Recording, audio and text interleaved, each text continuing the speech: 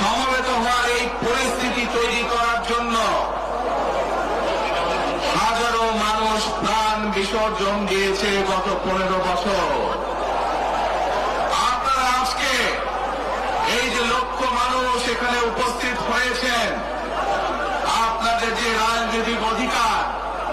প্রতিষ্ঠা করার জন্য, আপনাদের কথা বলার বাক স্বাধীনতার অধিকার, আপনাদের নিরাপত্তা পাওয়ার অধিকার প্রতিষ্ঠিত করার জন্য আজ যে আপনারা এখানে একত্রিত হয়েছেন, এই অধিকার প্রতিষ্ঠিত করতে গিয়ে আমরা আমাদের মাঝে থেকে ইলিয়াস আলীকে হারিয়েছি, আমরা আমাদের মাঝে থেকে জুনায়েদকে হারিয়েছি,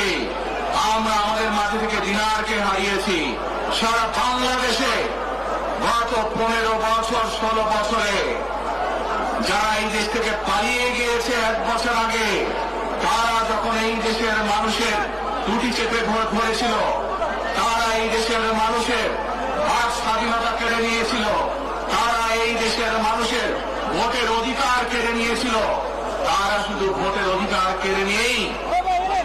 সন্তুষ্ট থাকেনি, তারা শুধু সাধারণ মানুষের কথা বলার অধিকার কেড়ে নিয়েই সন্তুষ্ট থাকে নাই, তারা ইলিয়াস আলী, জুনায়েদ, দিদারের মতন শত হাজারো মানুষকে তারা হত্যা করেছিল সেদিন।